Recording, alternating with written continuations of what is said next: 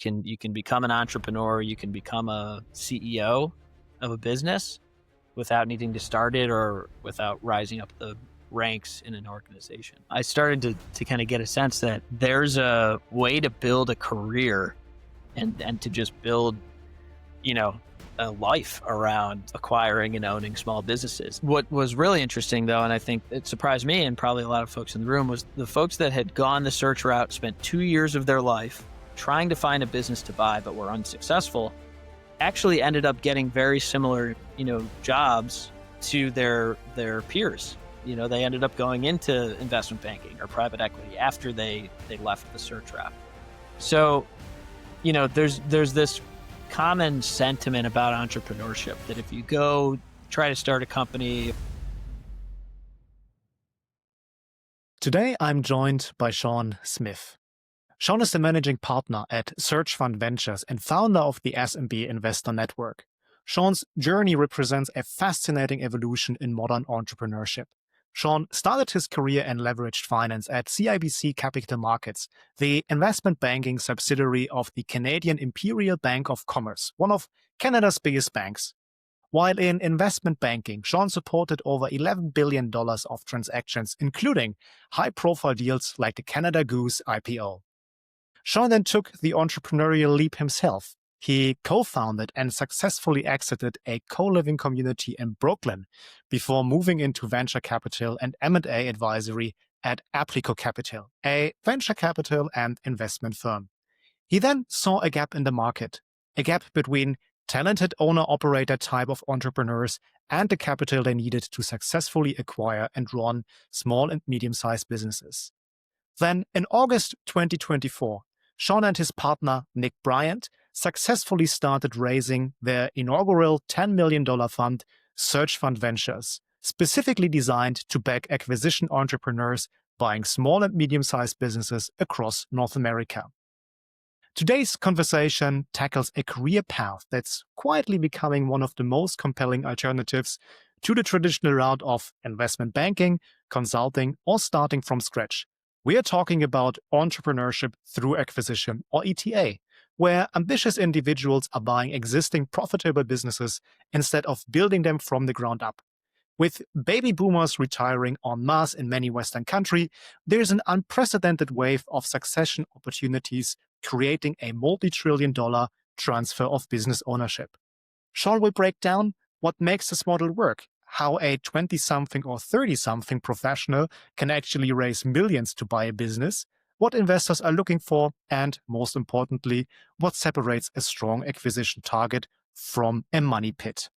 Whether you're considering this path yourself, whether you're curious about alternative investments, or simply want to understand a major shift happening in the entrepreneurial landscape, this episode delivers masterclass level insights into one of the most exciting spaces in business today. This is Business Unbound. Let's dive in. Quick moment of honesty. Business Unbound is brand new. We are in the early days of something that I genuinely believe in, a show dedicated to real conversations with forward-thinking business leaders and inspiring individuals who are having a real impact on this world. And that's where you come in. I need your help. If you're watching this on YouTube, please like, comment, and subscribe to the channel. If you're on Apple Podcasts, Spotify, or any podcast app, follow the show and leave a rating. It may sound simple, but it shows the algorithm that this content matters, and it directly impacts how many ambitious professionals like you discover these conversations. When you're helping me, you're not just supporting a show. Here's what you're really doing. You're saying that quality business conversations deserve a platform. You're saying substance matters for hype, and you're saying this mission is worth building. So if this resonates with you, help us reach others like you.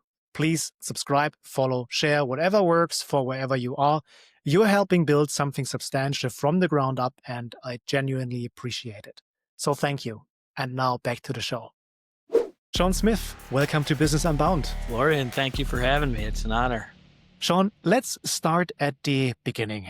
You spent a, significant time at CIBC Capital Markets in leveraged finance, working on over $11 billion worth of transaction. What drew you into this world initially? Yeah. So, coming out of NYU, a lot of folks go for the kind of high finance investment banking route with the goal of then making their way into private equity or then getting their MBA and doing all that kind of track. And I was on that path and I was excited about it. I got a great offer from the folks at CIBC, which was building out their, at the time, debt capital markets and leverage finance group in New York City. And so I was, hired into that group after a summer internship. And it was a great experience, really kind of trained me up on a lot of the transactional finance rigor and kind of discipline and attention to detail and all those good things. But we did both kind of investment grade, much larger kind of corporate bond type deals, as well as some of the more intricate high yield and leveraged loan LBO financings, things like that. You mentioned the Canada Goose deal was really interesting to be a part of. Those kind of more highly leveraged transactions really interested me, and I like kind of getting in the weeds on the capital structures and getting a sense for the return profiles and all that stuff. So that's where it started, I guess. And for those who may not be super familiar with what it's like in working in investment banking, what is it like working in investment banking? Yeah, I can't speak for how things have changed because my understanding is a lot of the investment banks nowadays are doing things differently than they may have a decade ago. But when I kind of first started out, it's a lot of learning fast about clients and industries and companies and financial securities and taking a very attentive approach to putting together financial analyses, models, presentations, all that stuff. So I would say long hours with an emphasis on getting crossing every T and dotting every I, for sure. And well, I would hope that at least these long hours have taught you quite a bit. And I'm curious to dive a little bit deeper. When you think back to your time in investment banking, what did those years teach you about, well, how capital actually moves and how deals get structured? Yeah, it's very, very different in these massive transactions, right? I mean, CIBC as a whole, there's kind of the origination folks that are on the front lines, speaking with clients, pitching opportunities, or kind of addressing, needs for capital. Helping kind of evaluate acquisitions, things like that, or helping sell their business. But then behind that, once one of those opportunities is generated for the company, for CIBC, say an M&A transaction, Mhm. well, the buyer, say we're representing a buyer, the buyer is going to need capital to fund that transaction. So CIBC also has the whole debt capital markets and equity capital markets group, and they have a syndicate, that will go raise that capital or sell the securities off the bank's balance sheet to institutional investors. So it's very intricate. There's lots of moving parts. Capital,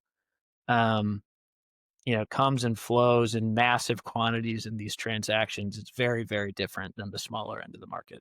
And we will speak about the smaller end of the market in a few moments. Before we do that, looking at your background and your career after CIBC, you, well, I would say, took a very different path to what one would expect from a former investment banker.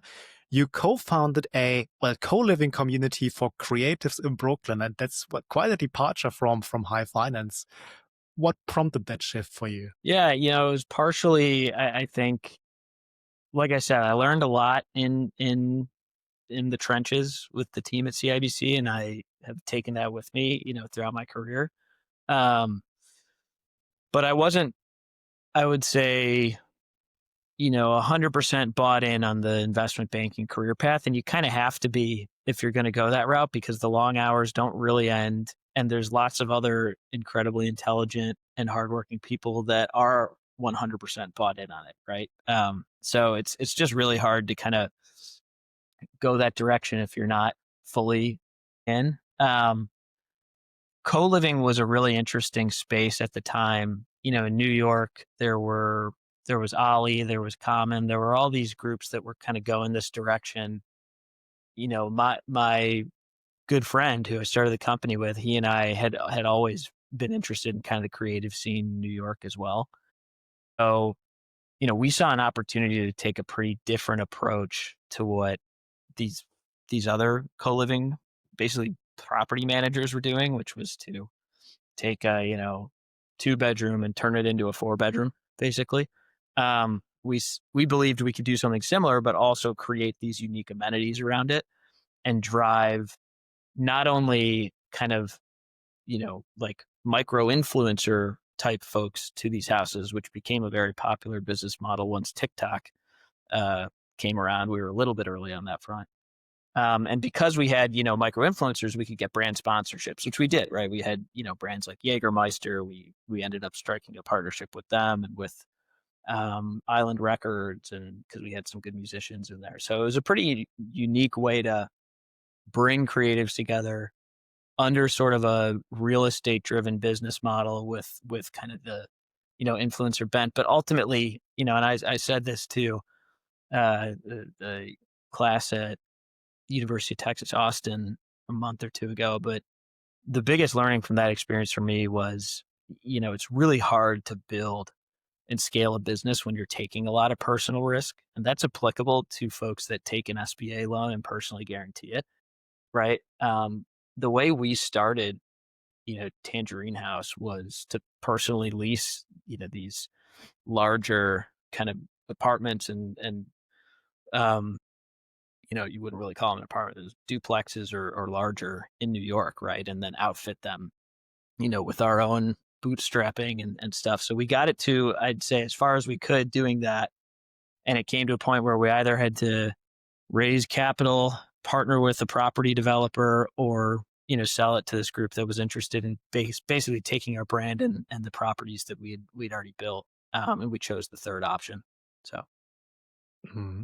And just for our listeners, you made reference to the SBA, which is the Small Business Administration. I'm sure we hear a little bit more about this later. Let me take up one point from what you explained. You mentioned that you didn't fully buy in the investment banking career track, and I'm wondering, what would it take for someone to fully buy in that? What would you have to get comfortable with? Well, I think you always want to look at the, next rungs of the ladder. So the folks that have, been in it longer than you have and who are more successful in the industry, and say, hey, is that where I want to be, with my career? And I think when I did that, I saw that there were some really great reasons, to do that. Everyone there was, very successful by all definitions of the word. I think most of them were pretty happy and, building families or had families, and some just great outcomes. But the day-to-day work just wasn't what I wanted to be doing, right? When I made it, quote unquote, right? So I think that was the biggest thing for me and anyone who's considering their career path, right? Like, look at the, people who are at the top. Is that what you want to be doing? And I think that's also a powerful advice to anyone who's listening, regardless of the career. Look at your boss, your superiors. Do you want to have that job in a couple of years down the road? And if the answer is, well, no, as it was in your case, maybe it's time to look for something else that you could do. That's right. Then after your entrepreneurial stint, you eventually moved to a firm called Applico Capital, where you helped build out their buy-side M&A practice. It was venture-oriented, and it feels to me a little bit like as if you were bridging two worlds. On the one hand side, your own entrepreneurial experience, and on the other hand side, your institutional investing experience. Was that intentional? Yeah, I think Applico is such a, great experience and great place for, folks who had a mix of kind of strategic or investing backgrounds as well as entrepreneurial backgrounds. And when I first joined the team, the focus was a little more towards kind of strategic advisory, for large, billion-dollar enterprises that were considering, should we build a software solution or capability from scratch, or should we acquire it? Right. So we really would do that whole buy versus build kind of. The team consisted of entrepreneurs and, you know, consultants and finance folks. It was a really neat group that we would work on any given, engagement. Um, where that went was, leaning more and more towards the identifying opportunities to acquire software for these kind of old school, large enterprises, right? Think B2B distributors, manufacturing, things like that. Um, and the question became less, should we build it, and more, should we invest in this sector? Should we, start with a specific acquisition and plan for more acquisitions? And eventually, it got to the point where Applico raised a fund and was investing alongside its clients in the deals we were doing, as well as doing direct investments out of its venture fund. So that was a really neat, you know, um, experience, and learned a ton of kind of being along the ride for building out kind of a merchant bank and fund alongside the leadership team there.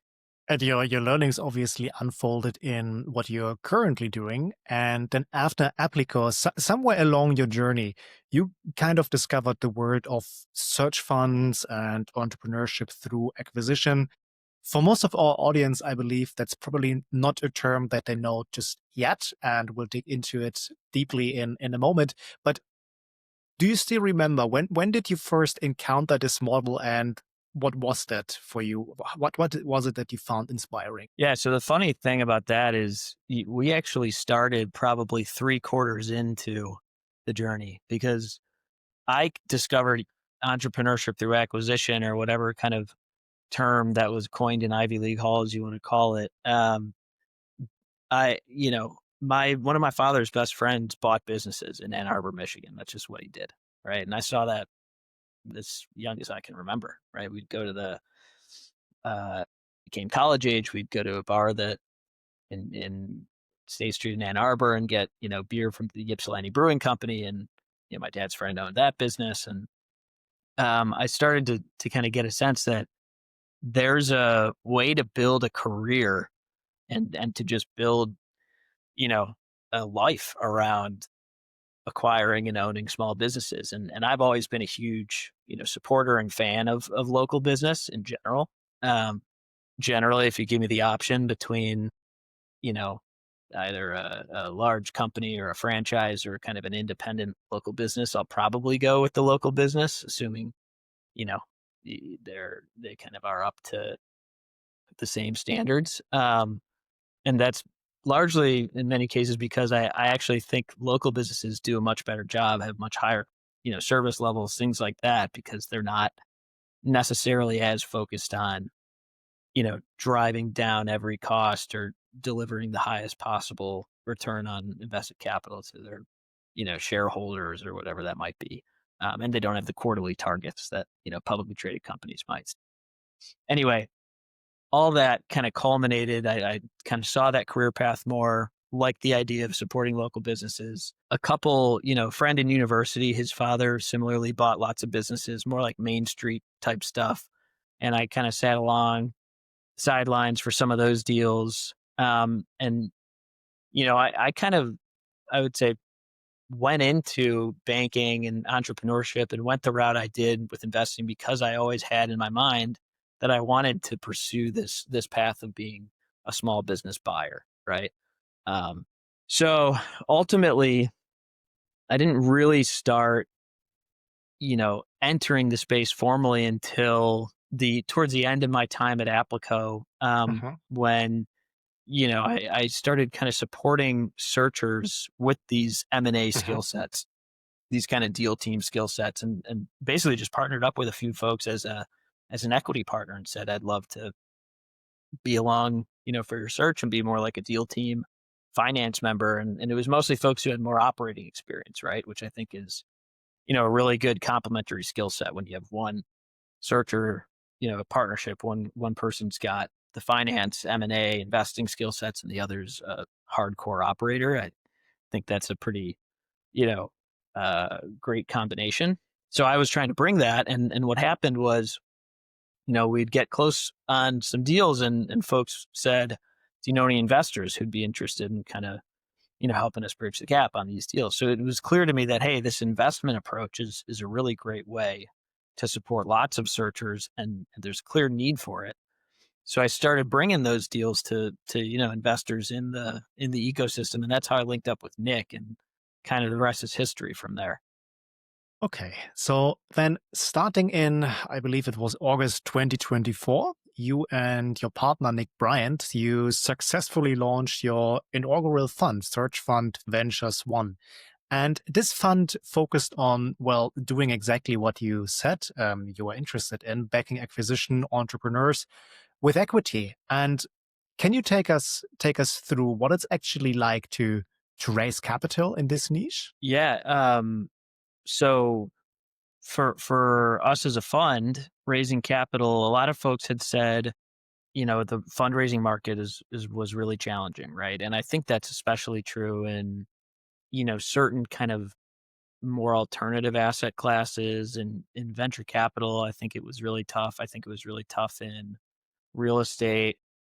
For us, it's hard to say, definitively that it was a tough environment. I think, we were in general, this is a pretty novel strategy that required a lot of education for folks, and inherently makes it, a little trickier to just go out and raise from large family offices or institutions. But I think, it was a great process for us. We met tons and tons of amazing people, and ended up hitting, our $5 million target with some additional kind of, co-investment commitments. But the other side of the coin is, and I think part of your question is, what's it like? That's what it was like for us to raise the fund, but what's it like to raise capital for an individual acquisition, right?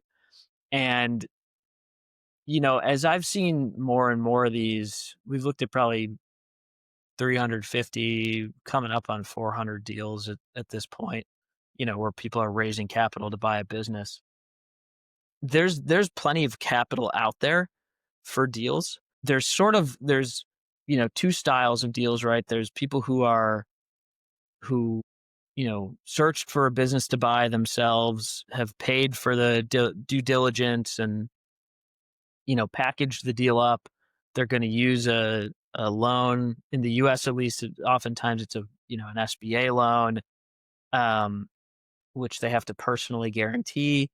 And then they're going to put up some of the, additional capital needed and raise some money from investors, right? The other style is kind of this, if you're talking about, deal by deal fundraising, it's kind of this, what's called the independent sponsor model, where folks are finding businesses very similarly, funding the diligence. They're not going to take typically a SBA loan, which also implies they won't have to personally guarantee the loan in most cases. And they'll act more like, chairman of the board rather than the CEO. And so I share those two differences because raising capital for those two style of deals is fairly different.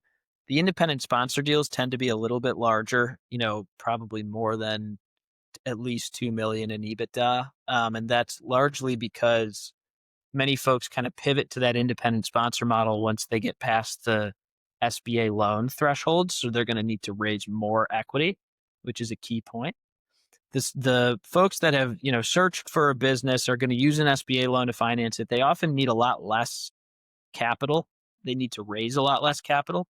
And what that means is, many of those deals raising is really just kind of, holding out the hat to friends and family. I mean, a lot of these deals get done just with friends and family because folks only need 100, 200, maybe 500K to close their deal. When you start to get to like the million, million and a half, $2 million mark, folks tend to go out to investors. And folks may go out to investors for if they need less than that, but a lot of times the deals are, they need $1 million of investor capital or so. And, they're putting together investment materials. I mean, it's very similar to raising for a startup, except you have kind of a finite time period, right? Because the contract that you've put in place to acquire this business will expire at a certain point. And if you don't raise your capital by that time, you won't be able to, buy the business. So it's I think the best um analogy is to think about raising money for a startup company, except you only have 30 days to do it, right?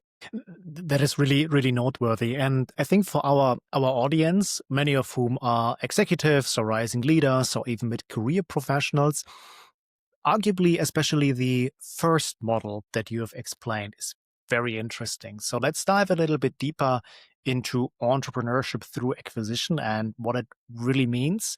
So can you just explain to us, maybe in a way that your mother or grandmother would understand, what ETA actually is? Yeah, I'd say the shortest and most concise, definition I can provide is it's a way to, run a business um, without needing to start it from scratch.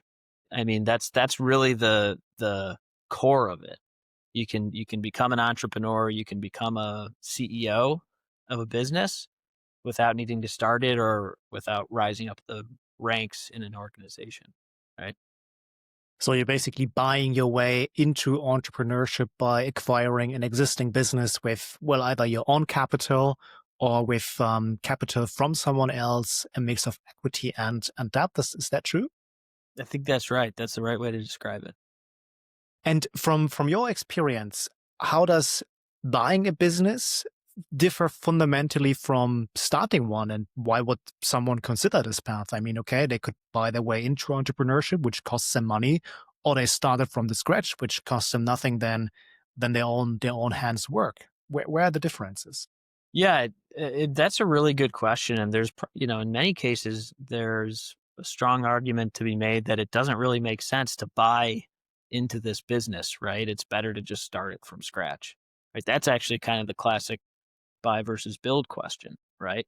Um, when it does make sense to acquire a business is typically when there's enough like foundation there that you can kind of get started and build upon that, in an efficient way, right? And that you're using capital efficiently to do that. So you wouldn't want to buy a business that, you expect a lot of the customers will disappear or there's virtually no employees and, you're basically kind of building on top of almost nothing, right? That wouldn't be a particularly efficient use of capital, at least in my mind.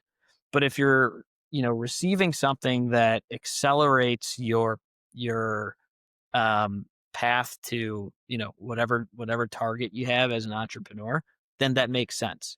From an investor standpoint, we want to see that whatever's being bought is generating a healthy return on invested capital, um, and that we expect it to stay that way, right?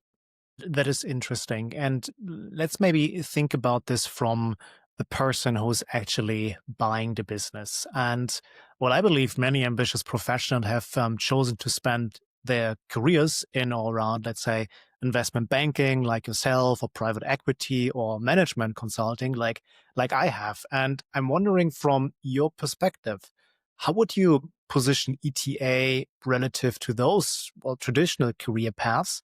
And what's the value proposition for someone like you or I, who have spent our whole careers in, well, the more proven paths? Yeah. So I was at Harvard does a great ETA conference each year. I was at the one, not this past, it was actually this past weekend. I was at the one a year ago.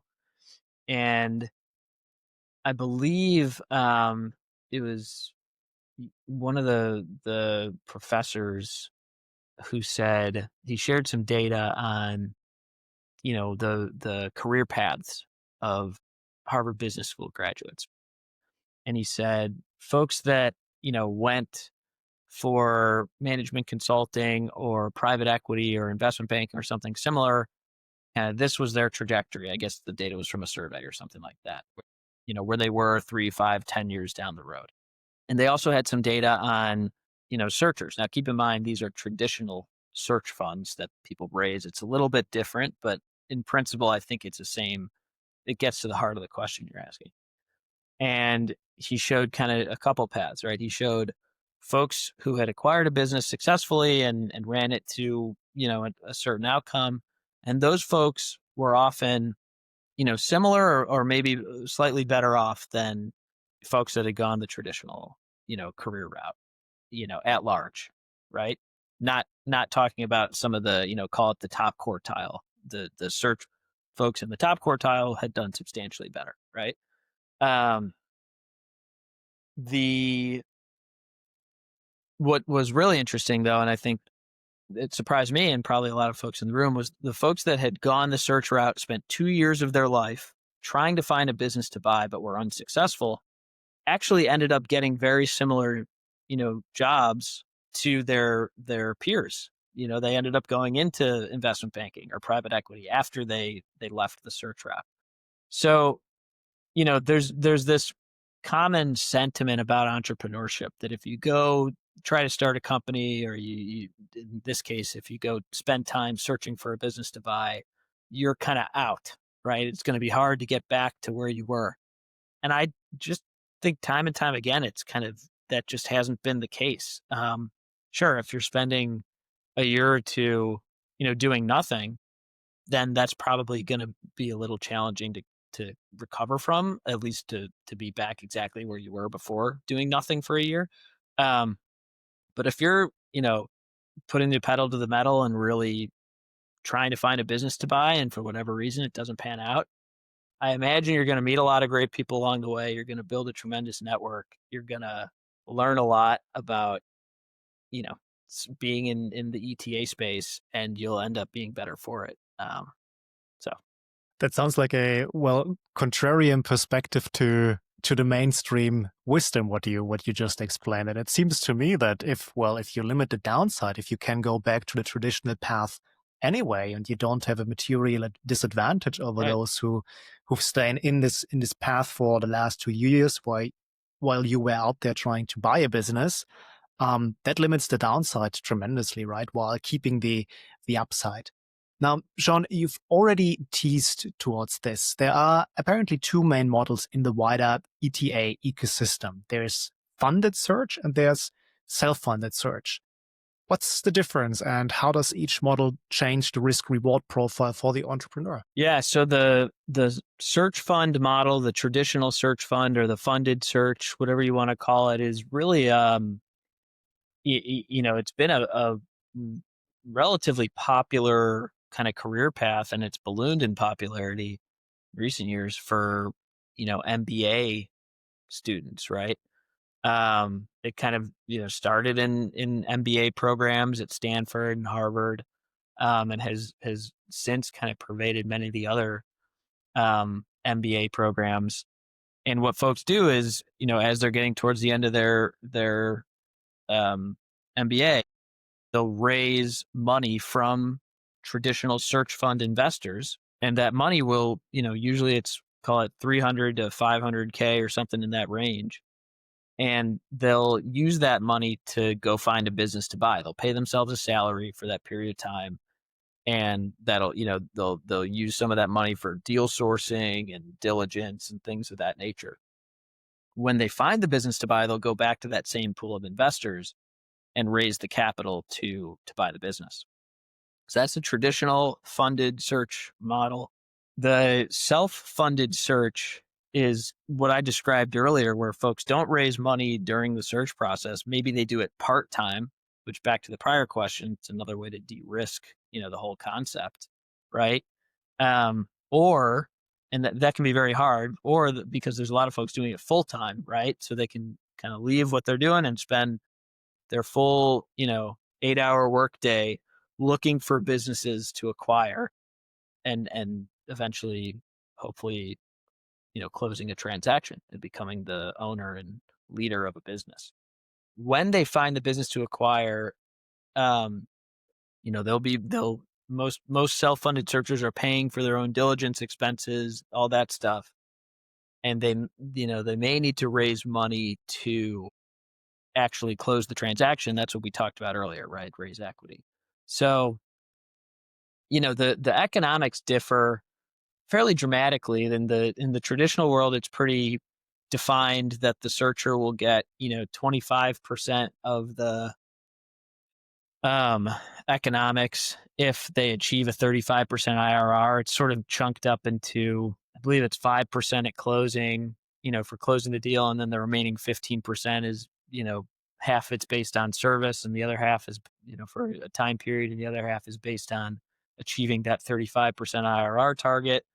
And it vests linearly between like 20% IRR and 35%.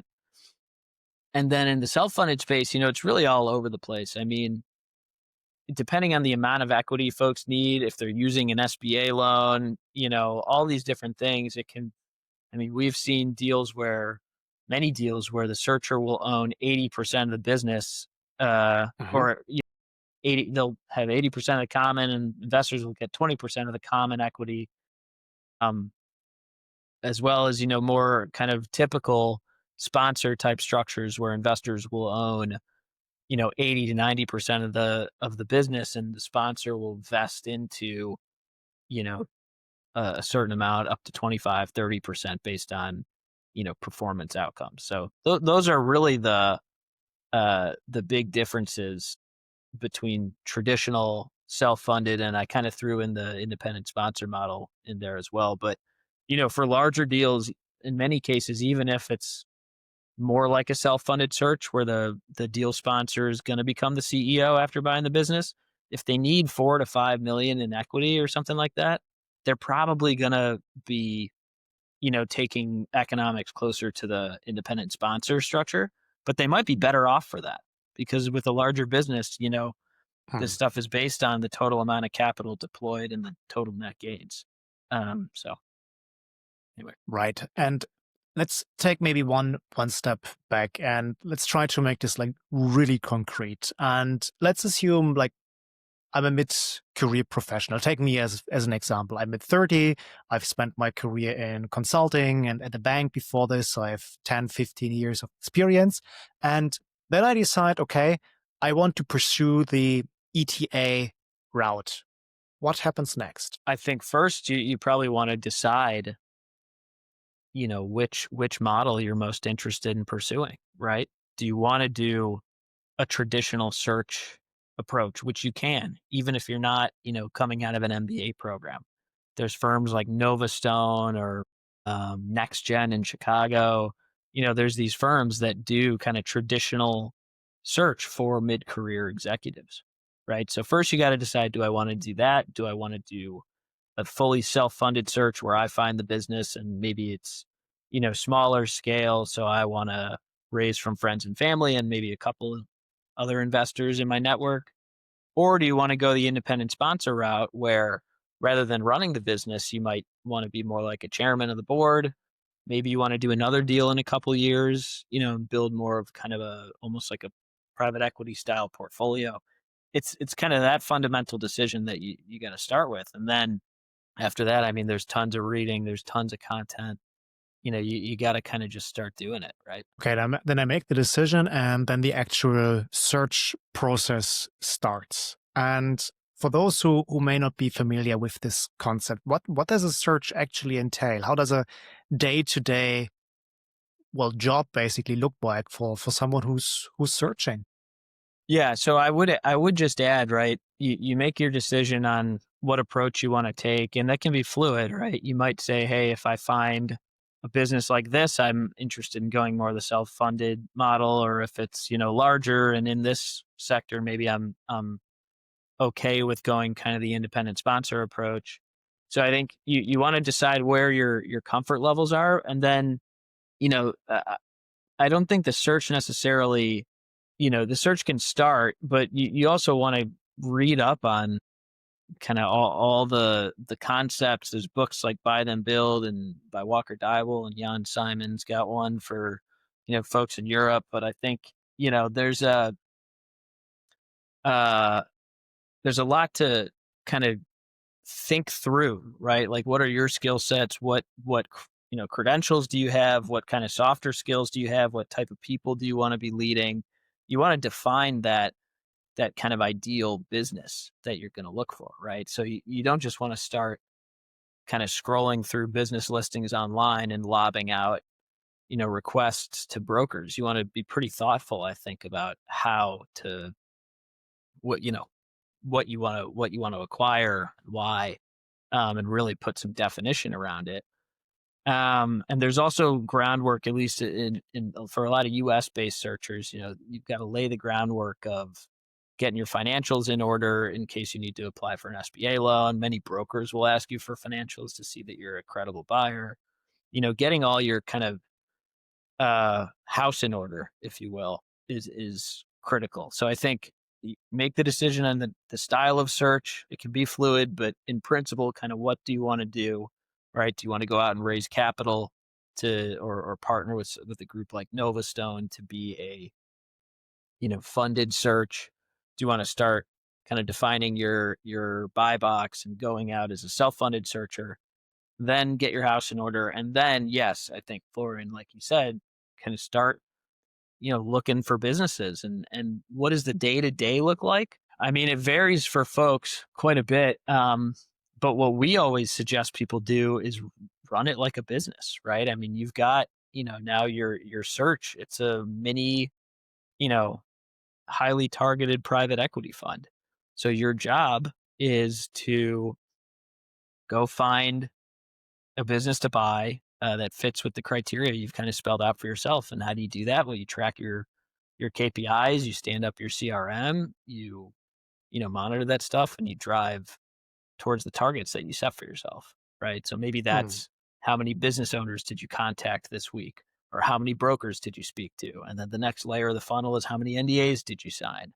How many LOIs did you put out? And you should be tracking that week over week, cadence, and holding yourself accountable to, build up. What does that look like from a tactical standpoint? It could be one in a million things, right? It could be as tactical as, you know, today you've got to set up your email domains and your DNS settings so that deliverability works, and set up your cold email outbound, sequencing software, and write your sequences, right? There's tons and tons of stuff that it looks like on a day to day. But the most important thing is, I think, running it like a business and not running it like a hobby. Mm. And I think you said something interesting there. It's basically the operation that you're building as a searcher. You're building a highly targeted micro private equity fund, right? That's essentially what you're doing. And assume I'm successful in my search, and then at least I would think that one of the possibly biggest psychological barriers for people could be, I don't have millions of dollars. How can I possibly buy a business? How do you respond to that? Yeah, well, I do think it's important for some folks to kind of, again, back to the question of, do you want to go funded? Do you want to go self-funded? Do you want to try the independent sponsor structure? It's important for people to kind of, understand what their means are, what they believe they can get together based on, their network. But in the second phase of kind of what I touched on, you also want to define what is the size of that business that, makes sense for you based on your background, your skill sets, who kind of the teams you've led in the past. I mean, it's going to be tricky for, someone who's maybe been a very successful product manager, led a team of, 10 folks or something at a software company, to convince most investors that they're a great fit to buy a 250 person, HVAC business. Because not only is that just totally different, it's also, it's a much different team. It's a lot more people than they've been used to leading. It's a much different, leadership cadence and structure that they'd be managing, right? So that same person, though, could be a tremendous fit to acquire, a smaller product oriented business, right? And have a similar kind of, team structure. So being really honest and self-aware about those kind of things are key. And when folks say, how am I supposed to go buy a business of this size? That's where, again, you look at the debt financing that's open to you. You think about um, the equity you think you can raise within your network and what you can contribute yourself. Mhm. And now, Sean, I will try to get you to give me a number or at least a range, because I think that, well, many of our audience members who are listening to us, they may be wondering, okay, that's a lot of work. I want to know how much I could theoretically be making in the end if I was successful. And I think you and I and everyone else perfectly understands there are many bells and whistles attached. All sorts of characteristics come to place, how successful you are, the size of the business, growth, etc. But can you give us a number, a range, a average self-funded search transaction after 10 years, after the exit? How much could someone be looking at? How much can someone make from this? Yeah, well, it's going to vary a lot based on the structure, right? Whether it's a traditional search, a self-funded search, if it's a independent sponsor deal. I mean, if it's a self-funded search, and you just make the numbers really easy, say the searcher owns, do one of the higher ends of the spectrum, like 80% of the business, right? And they bought, a business that was small, call it, they raised 2 million or it was a $2 million business and they owned 80% of that, right? And they grew it to 10 million. I mean, that, if you sell it for 10 million and you own 80%, you're kind of looking at $8 million there, right? So, I mean, that's pretty straightforward, I think, from the That's a lot of self-funded money. search. Yeah. To grow it to $10 million, what has to be true? I mean, you know, it's probably, I mean, we talked about a lot of work searching and finding the business, but I think a lot of the harder work, taking something from, it might seem easy. Okay, it's worth 2 million today. All I need to do is, you know, try some digital marketing and kind of put some software in place so we cut costs a bit. But I think what people don't fully realize is, you buy that $2 million business to Florian, to your point just a second ago, maybe you had to use a lot of debt to do that and you got to pay yourself a salary. After all that, you're probably not really, you're not super profitable anymore, right? At least from a cash flow standpoint. And, to reinvest, um, to reinvest all that cash flow into these other initiatives that get you to that 5x, $10 million opportunity, it becomes a lot harder. So that's where, you get a bigger business. Maybe you take something from 10 million to 30 million, but at the 10 million size, maybe it was a 2 million EBITDA business. You've got more cash flow to reinvest. Right. So, that's not as exciting of a number potentially, but it's a slightly more realistic, I think, approach and maybe even less risky despite, playing with larger numbers. And let's actually shift to the investor side where you really have your strong suit and you successfully raised your fund. And I'm wondering, what was the thesis that you presented to investors? I mean, why should they invest in this asset class as compared to, let's say, more traditional asset classes like private equity, venture capital, or even real estate? Yeah. So I think it's important to have a great mix within any portfolio, right? A lot of folks that have invested with us have also invested in real estate, and some of them are kind of prolific fund investors as well, maybe in venture capital and private equity strategies, things like that. So I think this is a really unique blend of venture capital and private equity. You've got the first example, like I mentioned, where if someone does a great job, you can take a relatively small, maybe 500K earnings type business, bring that to 2 million in earnings, and that's probably getting towards your 5 to, maybe even more, 5 times multiple on invested capital world.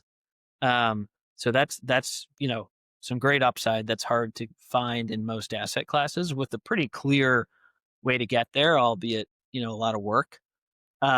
But at the same time, you've got this kind of you've got this, um, collateral or whatever you want to call it of the cash flow, which you don't really have in the venture capital world as much, right? Where you're much more focused on, deploying as much capital as you can into growth, ideally, after finding product market fit, or in some cases, deploying a ton of capital just to find product market fit. You don't have those issues here, right? There's product market fit with someone who needs to go into your house to fix your HVAC systems. So that the use of capital is very different. Um, and like I touched on very beginning of this conversation, right? You want to, with every deal as an investor that you look at, you want to make sure that you're evaluating it from a return on invested capital standpoint. Is this an efficient use and a great risk adjusted return? So that's really how we position things, right? We said, hey, this is a unique, risk adjusted return profile. It's not correlated, with the stock market the same way some other asset classes are, at least if depending on the strategy you pursue. We have personally, or from the fund, have chosen to pursue mission critical businesses, right? To reduce, I would say, some of the volatility around economic cycles and interest rates and things like that. Whilst that stuff's always going to be present, but our, I would say, focus was, to bring down cash flow volatility as much as we could in these strategies. And I think that really resonated with a lot of investors as well. I just spoke with a gentleman named Michael Husby recently, who's he started a law firm and he sees lots of these independent sponsor, real estate deals. And his feedback was a lot of folks are gearing more and more towards cash flowing strategies. And we saw that during our fundraising process. A lot of folks asked, are we going to expect cash flow out of these businesses and a dividend every year? And I said, and I have continued to say, and we've continued to see this, in most cases, if we're reinvesting appropriately, which the CEOs should be, into sales and marketing and the other growth strategies they put out in their presentation, it's probably going to be tricky to really distribute a lot of cash. And even if they're, not able to reinvest, especially in the early days, because of the debt that the sponsors are using to buy these businesses, and because of the additional cost of their salary or other similar costs, it's going to be really hard to see cash flow distribution. So I think, while that's exciting for many folks that look at this space, it's less likely to see that, especially early on in the holding periods, due to the factors I mentioned. Mm. And let's actually talk a little bit further about the investment criteria that you employ at Search Fund Ventures. So when a self-funded search or independent sponsor comes to you with a live deal, what are you looking for? What is it that makes you want to write a check? Yeah. So, we've got our diligence checklist and we do our modeling and all that. But I think, for fitting that kind of mission critical business profile is big for us, and kind of seeing that, nice earnings trend and thread throughout the business. Earnings visibility is also really key. So if we can see that there's a nice either backlog or a really good stream of recurring revenue, those sorts of things give us a lot of conviction in the company. Outside, I think a lot of people talk about the company, stuff, what makes a good company, low customer concentration, low CapEx, all these things. That stuff's important, and you can sniff that stuff out relatively quickly. But what's the hardest part, and what I think is most critical, and what we talk a lot about on our podcast, is vetting the buyer, right? And it really is an entrepreneurial investment strategy. And that's where kind of the venture capital style approach comes in many ways, right? You're placing a pretty significant bet on this key person, right? The buyer of this business, who's going to either execute on their growth plan or not. And if they don't, hopefully the deal structure and the company itself, is kind of a some form of security that you can still do moderately well, more so than, in a startup world where there's no cash flow, right? And no assets or anything like that. But what you really don't want is someone who is poorly equipped, maybe not emotionally ready, and potentially at risk of burning out, right? For the most part, if they've got it's there's a few different forms, right? If they've got a personal guarantee that they've got to, get off their back, that's one form of incentive alignment that'll probably keep folks from, purely just kind of walking away from things and leaving investors holding the bag. Um, but if, in the independent sponsor world, if things aren't going particularly well, the sponsor's probably going to look to just kind of wipe their hands of that deal and move on to the next one, right? So you want to make sure that you're backing folks that are really aligned with LPs, with investors, that are setting things up that way, right? They aren't setting things up so that they can do really well when investors don't do well. There's lots of different ways you can kind of start to gather information about the person that you're considering investing in, right? Mm. And let's actually look at the other side of the medal. And I understand from a recent LinkedIn post that you made that you're reviewing roughly about 20 investment opportunities each month, and well, that you're aiming to deploy capital in one deal every 6 to 8 weeks. And it sounds to me you have a lot of deal flow, but there is also a lot of rejection. I'm wondering, talking about the flip side of the medal, what are the most common reasons you pass on a deal? Yeah, it's a great question. And we, keep some of this data and run the numbers. The most common reason is typically because we don't view the business as essential or mission critical. Mhm. So that's Mhm. kind of fund, idiosyncratic, if you will, right? Other people might like that opportunity. There's a really interesting premium gift packaging one that I think a lot of folks have been really interested in, but it doesn't fit that kind of mission critical, mold for us. There was another one that, there's been marketing agencies we've looked at that those typically won't fit. Med spas we see all the time, right? And to us, those can still potentially be great deals for investors, but we're really focused on this essential, mission critical kind of thread. So that's the most common reason. The second is we do, typically look to see a purchase multiple below 5 times EBITDA. And part of the reason for that is, our view is that that's kind of where the smaller end of the market trades generally. And if it's getting too much above that, it could be a little high for one reason or another. There are some sectors that are trading, higher than that in certain cases.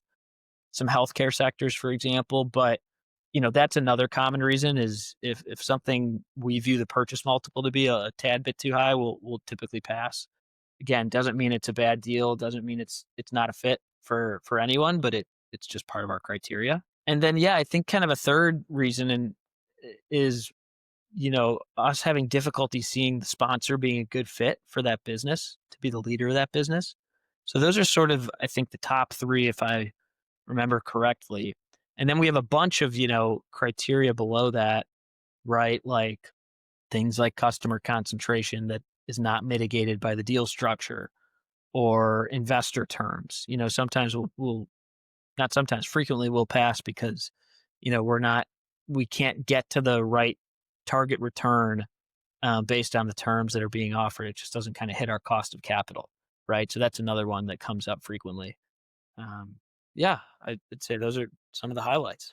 And now I actually use this as a segue into what I would say one of the most practical parts of our conversation. Now, if someone in our audience is seriously considering this path, they want to buy a business, what should they be looking for in that business? Well, I think going back to kind of setting up, doing the housekeeping for your search, making sure that you are a fit to run that business and that you're, of course, it's going to be really hard, that you're willing to kind of go through the ups and the downs with that specific business. Um, if you have no interest in real estate, it probably doesn't make sense for you to buy like a property management business that, you got to learn that culture, how to lead those teams, talk to those investors as your customers, things like that. Um, that's probably not a great idea.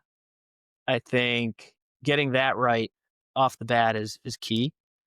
The stuff, diligencing a company and figuring out what makes a quality business, there's so much material out there on that, right? And I listed a few of them. I don't know that we need to run through that in this kind of conversation, but you definitely want to drill into the commercial side of things. Do your commercial diligence, do your business diligence, understand the business inside and out, right? If you don't understand an industry particularly well, then talk to experts and learn that industry really well as best you can. Um, or maybe that's a reason, you don't want to buy a business in that industry. For example, if you're not particularly well versed in healthcare and, insurance pay dynamics and things like that, you can probably get up to speed, but it might make sense for you not to kind of go that route, especially due to, key person licensing requirements, things of that nature. So my suggestion to folks who are starting out, who, have some leadership skill sets, are really interested in buying a business, but maybe don't have like a really specific technical skill like engineering or healthcare or licenses or what have you, go for kind of the most straightforward businesses with pretty simple value chains if you can, right? Like the example I often give is like a commercial cleaning company, right? The main functions you've got to do there, making sure your folks show up on time, making sure the folks do their job, and then buying the cleaning supplies and making sure you have enough inventory. I'm oversimplifying dramatically, but uh, it's a lot easier than, managing an inventory that consists of raw materials, work in progress, finished goods, managing the capex of, crucibles and, CNC machines, and managing, the logistics to deliver those products on time, all that. I think it's dramatically harder to run an operation that requires capital budgeting, inventory management like a manufacturer than, a business that's more based on scheduling and quality. And let's maybe use the commercial cleaning business as an example, and let's consider some strategic characteristics. Like, what are you looking for? What would someone be thinking about in terms of the customer base, the competitive positioning, and maybe also scalability? Yeah, I mean, you want to look at customer concentration. Ideally, there's not a one customer that makes up the whole, revenue mix. We like to look for customers that are, themselves a bit more essential and non-discretionary in nature. So, if you put two commercial cleaning companies side by side and one serves, you know, high-end resorts and high-end restaurants and the other serves hospitals and schools, we're probably going to go with the one that serves hospitals and schools, right? Just from a customer comparison standpoint. I think you can also learn a lot about these businesses, based on, um, both their kind of gross margins and their operating margins, right? What are, how are they structured? Is the business primarily kind of variable costs where for every job they do or every, client they have, they immediately subcontract that out, and now their, gross margins are pretty low because it's all subbed, versus, is everyone W-2 and they can get a lot of scale by driving more customers in. And then now the challenge is really a capacity challenge, making sure that everyone's, working as to the full capacity and things like that. So, those are things I would look at for a business like commercial cleaning that's more focused on scheduling, quality, maybe some light inventory management. And one of the challenges that is unique to buying small businesses is the owner transition. And again, maybe take the commercial cleaning business as an example, owner operated, possibly, like many of these companies are. And the seller might be the face of the business. He may hold all of the key relationships and, well, knows every operational detail.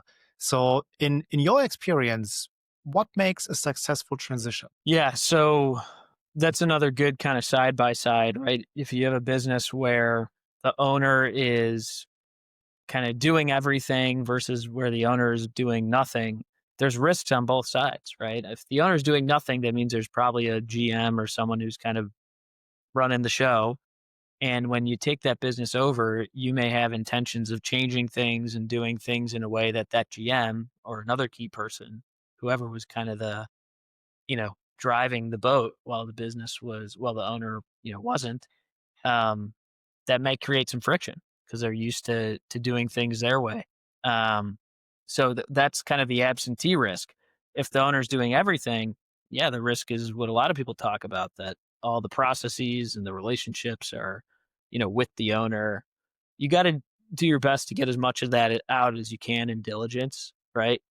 And kind of planning for that stuff and creating transition, plans and structures, to kind of you know do knowledge dumps on the processes and relationship transfers for the customers and vendors. But on both sides, of the spectrum, there's risk. When you have something in the middle, it's a little better, right? Owners maybe running almost like EOS style uh, processes. So they've got their meeting pulses and they've got their, key people in the right seats and all that. And they're involved enough to just hold those people accountable and kind of drive things forward. That's kind of like the sweet spot, right? Because you don't necessarily want the owner that's doing everything or the owner that's not there at all. And some other people are just running the culture of the show. You want kind of you know, the owner who's holding folks accountable, and those systems and frameworks are already in place for you to come in and say, hey, we're going to keep doing things this way, but we're going to add, instead of your number being 20 service calls a week or whatever it is, let's try to get to 25 by the end of the year. So you're within the framework people have, but you're kind of implementing systems to drive that growth, right? And I feel we are already talking about the operations. And obviously, once someone owns the business, the game changes completely. They are no longer searching or investing.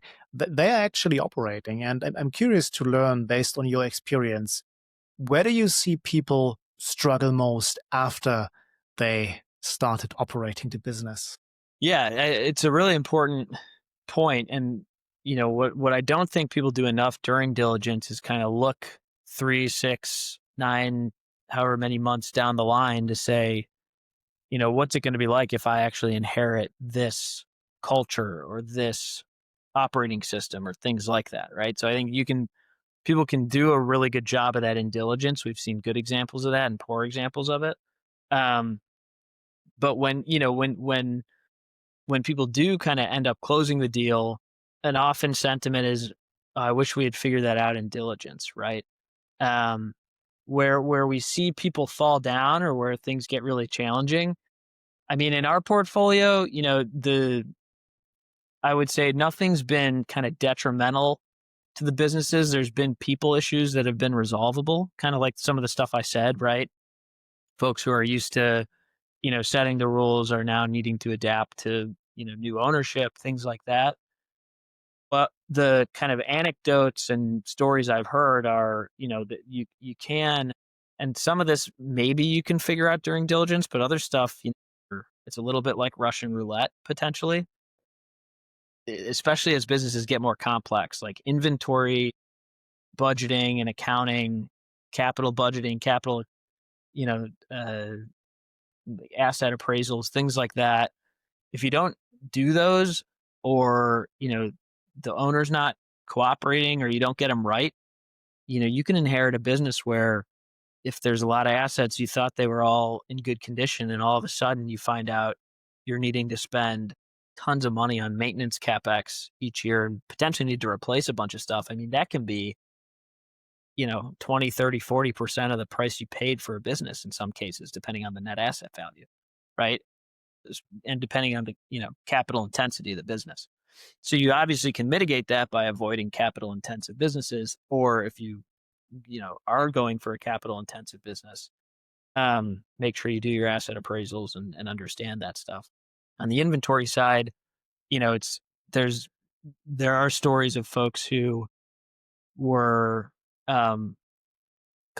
largely misled by sellers on inventory levels, and inherited a bunch of obsolete inventory and needed to buy entirely new inventory, right? So things like that can really can hit pretty hard and cause you to miss debt payments or need to raise more equity. And let's actually get real about failure here. And even though the stars might be perfectly aligned, you have an entrepreneur which is a perfect fit for the business. The business is also a good business to buy. The transition is smoothly and the entrepreneur starts operating well, but still not every acquisition works out in the end.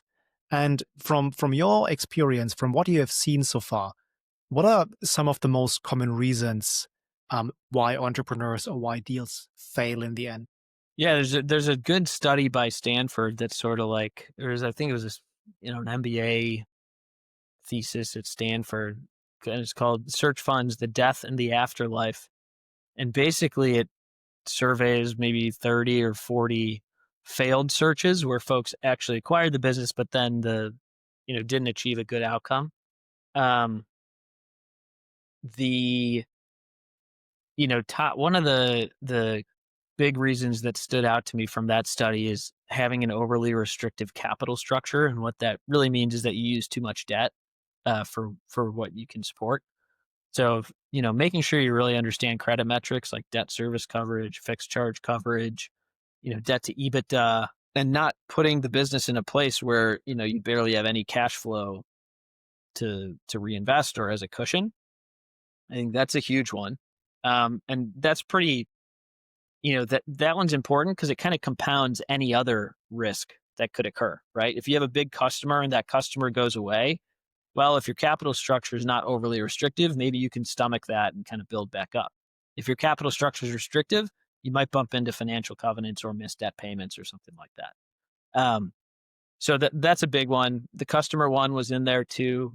Having a large customer who leaves can cause you to go into default, or they can, really ratchet up their negotiations on pricing, things like that can hamper profitability. Disagreements between searchers and the board and searchers and the seller was in there. And I shouldn't say disagreements, I should say more like, confrontation and, just bad relationship in general, right? Not being transparent, not working together, working against each other. Things like that was one that's important to think about. So put a good board together, get good investors, right? Don't kind of just partner with anyone who will throw you money if they're going to be um, toxic or things of that nature. And yeah, I guess the other big one, is if you buy a business and the earnings weren't where you expected them to be, so there's low earnings visibility. Maybe it's a highly cyclical business.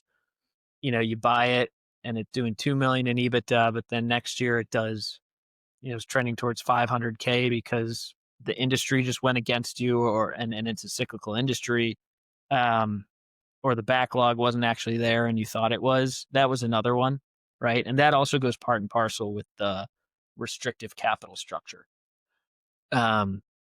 Yeah, I think the biggest thing to get right is, don't overlever the business. Hmm.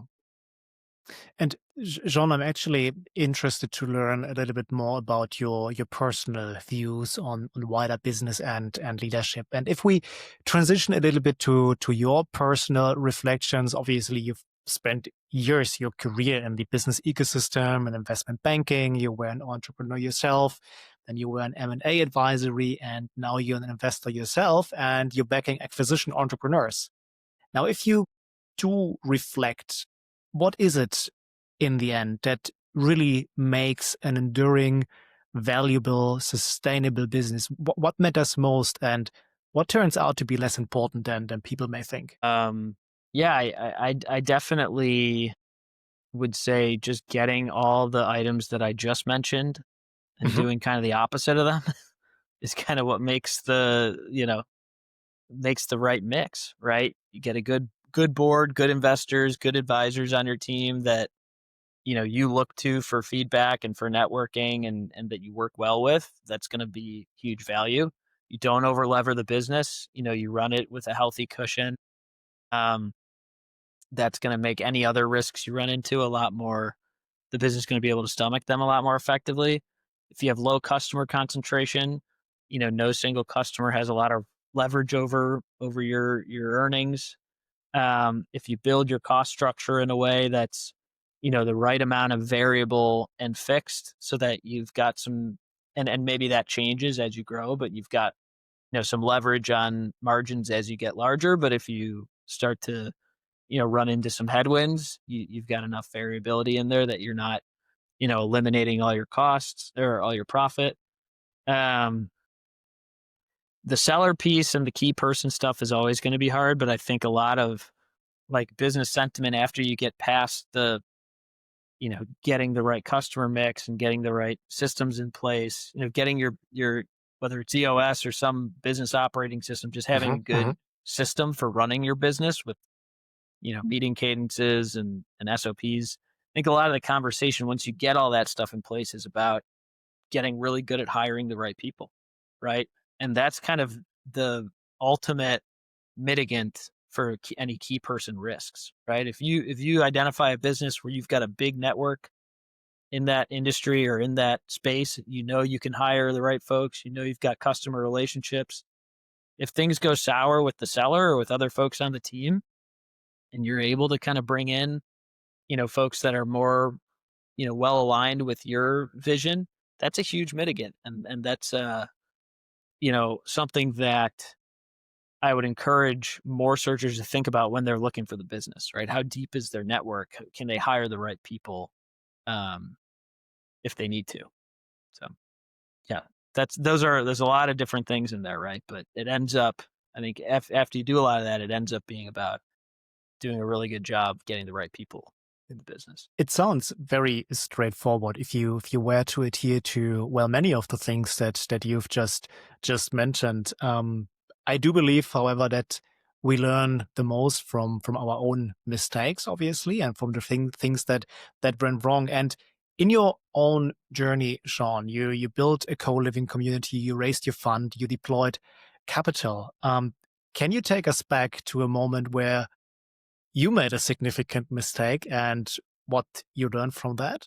Yeah, I mean, I think starting, the co-living business by leasing the properties personally, like ourselves, totally, you know, um, impacted our ability to grow, right? I mean, it kind of put us in a position where we had to say, we couldn't always look at, well, what should we be doing for the business? We had to also be considering, hey, if things don't go in the right direction, like we're on the hook for this. So we really need to be, just focusing on the best ways to hit our rent payments every month, right? Or whatever the issue was, at that point. So I think had we known, had we gone about it again, I think we definitely wouldn't, start by just taking all that personal risk that can be really uh, detrimental to making good business decisions, frankly. So that's a big one. And I see a lot of folks taking on personal guarantees to buy businesses,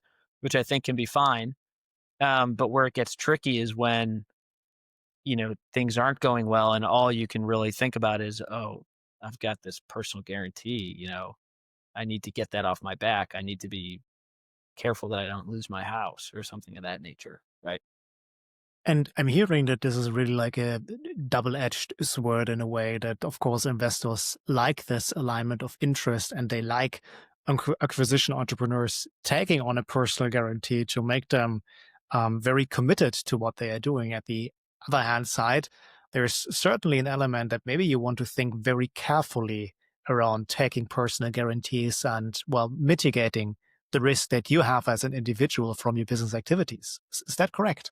Yeah. So I think it's important to understand that the personal guarantee is kind of like, there's been lots of studies about how debt on a business has impacted management decisions. And typically companies that have, you know, a material portion of debt in their capital structure, the CEO and the leadership team will be more disciplined and a little more careful with decisions. So that's a good thing, right? They're not going to just, throw a bunch of capital into some project that hasn't been, well vetted and is expected to deliver a great IRR, right?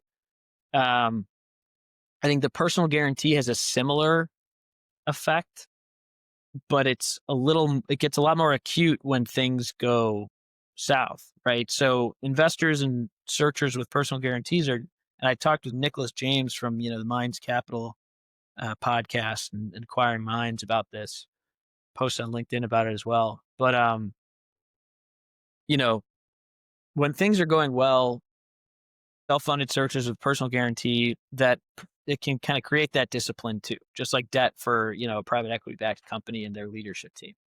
And folks will be more disciplined in decision making because they don't want things to go south where they get into a precarious position. However, if things do go south, the incentives kind of diverge because the searcher, their primary goal, which is totally rational, is I need to get this personal guarantee off. I need to recover as much money as I can so I'm not personally on the hook for it. Whereas investors might say, hey, no, let's go for a Hail Mary. Let's try to recover some capital for us as investors. But that Hail Mary might result in a, further loss of capital. I think a decent example is like, if a business has a buyer in front of them and it's not doing very well, and there's a risk that the searcher is on the hook for a lot of the personal guarantee. But if they sell to this buyer right now, maybe they're only on the hook for $100,000 afterwards or something like that. Still not a great outcome, but better than, being on the hook for a $2 million loan. So they move to sell for that. And because they have, 80% of the common vote, they can do that. So that's done. Investors don't get any money back. Investors might have said, no, let's not do that. Let's give this business to an investment bank and let's try to run an auction process and see if we can make more. But doing that could risk the current offer that's in front of us, right? For investors, they're indifferent. They're making zero either way. For the searcher, it's a world of difference. If they don't get that offer, that could be it, and they have $2 million of the full loan on their back. So I think that's a super easy example, but it can manifest itself in lots of different ways if things aren't going as well as the searcher planned.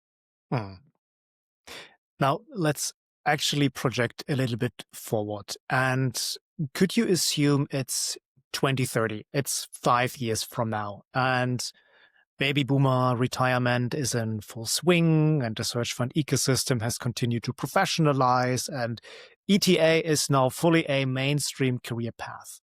If we are there in this moment in 2030, looking back, what surprises you most about where the space has gone? In 2030, where do I think it's going to go, or where is that kind of what you're asking? If you're in 2030 and you're looking back, what is the biggest surprise? So if I'm in 2030, I think there will be, I think there will be more capital that is invested in this space. I think there will be a lot more of different, types of deals that are getting done, different structures. It's not just going to be kind of self-funded search, independent sponsor. I think there's going to be lots of different types of buyers that come into the mix as well. I don't know that those are surprises. That's kind of seems like where the industry's trended. I mean, you've got folks that are, kind of like venture capital backed acquirers of these businesses. You've got groups that are, kind of doing everything. They're a fund. They've got an accelerator. They've got, a CPA firm. They're kind of just taking all that stuff. So, there's already lots of different strategies coming into the mix. But what I do think is folks that aren't, what may be surprising for some people is, if you're not really paying attention to the investor terms and the, looking at the businesses that folks are buying and really thinking through, is this person a fit for that business? I do think there's going to be some, more unfortunate outcomes, right? Because, when more and more capital flows in and more interest flows into asset classes, there's always going to be overvalued or kind of, lower quality, investments. Great. Now, Sean, let's actually start wrapping up our conversation for today. And a few final questions. I'm wondering, what or who is inspiring you right now? Like, is there a leader, a book, an idea that is fascinating you or that is expanding your thinking at the moment? I would say, I've liked kind of the business operating system concepts. I don't think any one is like a perfect fit for each business, but being familiar and well versed in kind of like EOS or those similar types of concepts, I think is really important for searchers, and it's important for us as well as we look at businesses. Um, inspiration, I would say, big fan of, in some ways, been fan of Marcus Aurelius and some of the more Stoic type literature. So I think that's fun to read. Um, but yeah, those are the big ones. And just for those audience members who may not be familiar, can you spend 2 sentences on EOS and business operating systems? Yeah, so the concept behind EOS, and then there's other ones like scaling up, and there's there's newer ones like Pinnacle, and there's lots of these different business operating systems. But the concept is really just, you know, how do you kind of set up systems throughout your business that make a very consistent kind of thread from the leadership team all the way through the rest of the team, right? And so that starts with, in almost all these operating systems, defining something like core values or a purpose of the business or something of that nature that is like your defining characteristics. You then define kind of your goals and your North Stars, and then you define specific, you know, nearer term targets that will work towards those goals, right? And you keep kind of breaking it down from there to the point where you're actually writing operating processes that everyone's familiar with and understands how to do business. You have, your meeting cadences where you're going through the targets, you're going through the numbers, reviewing those things, and it all ladders back up to, are we, working towards those goals, and are we aligned with those core values that we've set out? So I think conceptually that's really important for small business owners, because typically you're inheriting or building some kind of leadership team, and you need to keep that consistency because you're not just the only person doing everything, right?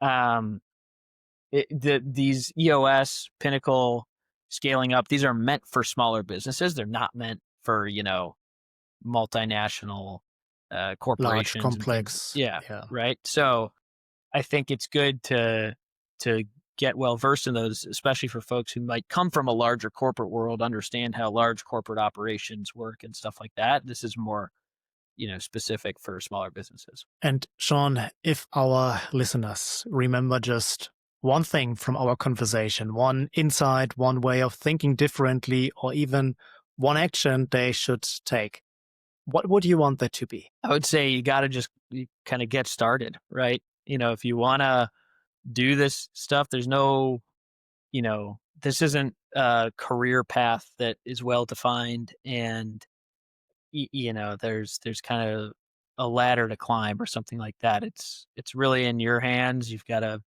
decide what kind of search you want to do, get your house in order, and then go after it, right? So if it's something you want to do, ball's in your court. Sean, thank you very much for this conversation. Thank you, Florian. Appreciate you having me. Before we wrap up, let me highlight what I believe are the true learnings and insights from this conversation with Sean, the kind of frameworks and mental models that ambitious professionals, rising leaders, and really anyone considering a non-traditional career path should take note of. But first, a quick note. I know Sean personally through the SMB Investor Network. Over the past year, I've co-invested alongside him and his fund in 2 self-funded search deals. And what I can tell you is that everything he just laid out for us isn't theoretical. It's rather a live experience, and I've watched these deals get vetted, get closed, and operated through the critical first few months. So when Sean talks about capital discipline, buyer business fit, and, well, the hidden surprises in operations, he's not reciting just a textbook. He's been in the room where those decisions got made. Now, let's recap some of the key points from the conversation with Sean. Firstly, entrepreneurship through acquisition isn't some exotic, high-wire act with no safety net. Sean explained that even searchers who spend 2 years looking for a business but don't close a deal end up in similar roles to their peers who stayed on the traditional path. The downside is really limited, but the upside is asymmetric. That's a powerful insight for anyone feeling trapped in the investment banking to private equity to consulting treadmill. You can explore this path without burning your bridges. But here's the critical nuance. You have to match the business to your actual skill set and network, not just chase financial returns. Sean was emphatic about this. If you've been a product manager leading 10 people at a software company, don't go buy a 250-person HVAC business. Self-awareness matters more than ambition. The searchers who succeed are the ones who look in the mirror first, then find the business that fits, not the other way around. Secondly, let's talk about what actually makes a strong deal and what kills them. This is where Sean's investor perspective gave us gold. Yes, you need low customer concentration, steady flash cash flow, and recurring revenue. Those are the table stakes, but the real filters are deeper. The first point to make is that mission-critical businesses outperform discretionary ones. A commercial cleaning company serving hospitals and schools, for example, will weather downturns better than one serving high-end resorts. That's not about the numbers on the P&L, that's about strategic positioning. The second point to make is capital structure discipline beats business quality. An amazing business over-leveraged with debt becomes a nightmare. Sean cited Stanford research showing the number one reason deals fail is using too much debt relative to cash flow. When you are stretching thin, a single customer loss or unexpected capex expense can push you into default.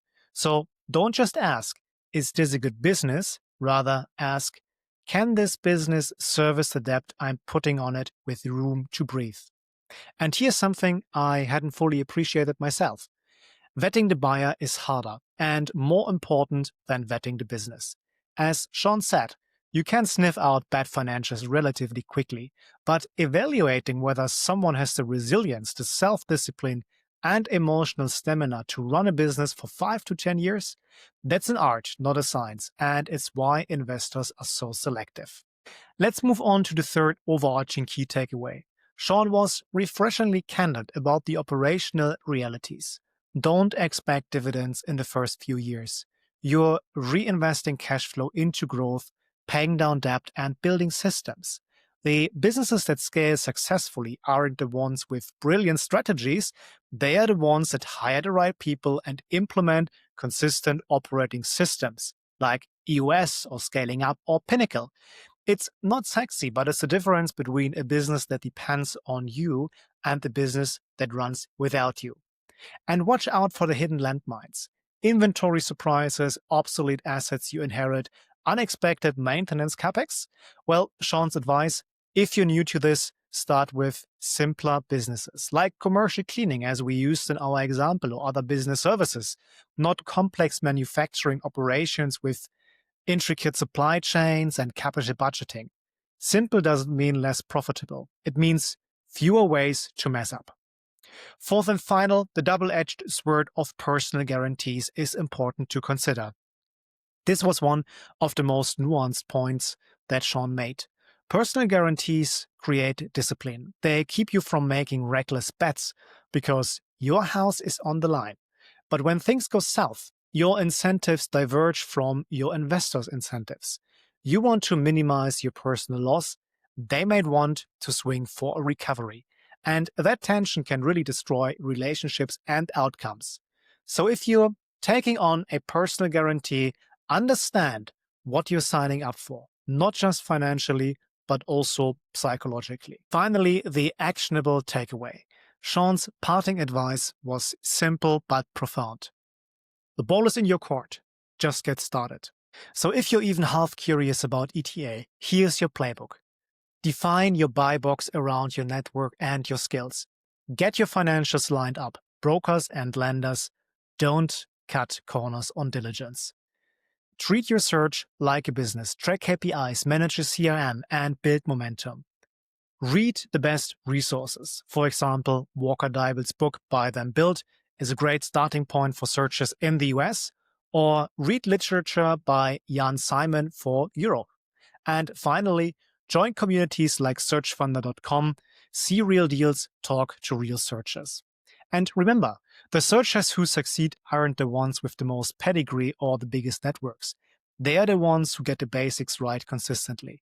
Capital discipline, customer focus, hiring well, and building systems. It's not about genius move. It's about doing the unglamorous work day after day, being consistent and showing up.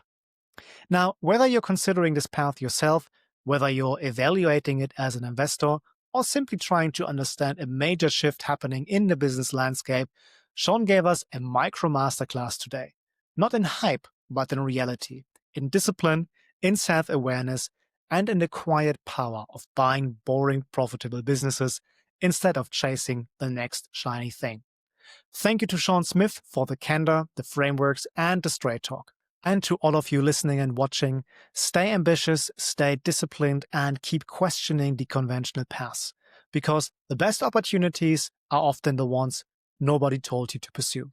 Now, a few final words. If this conversation resonated with you, whether you're exploring entrepreneurship through acquisition, thinking of investing, or simply want to keep learning about the seismic shifts happening in business today, please don't forget to subscribe, like, comment, and share. You can also head over to businessunbound.co. That's our website, and that's where you'll find links to everything we discussed today. Sean's fund, the SMB Investor Network, and links to some of the resources we mentioned. And while visiting our website, I'd like to encourage you to subscribe to our newsletter to get notified the moment new episodes air. You'll be the first to know when we are dropping conversations with the next wave of forward-thinking leaders. Thank you for listening. This was Business Unbound for today, and until next time.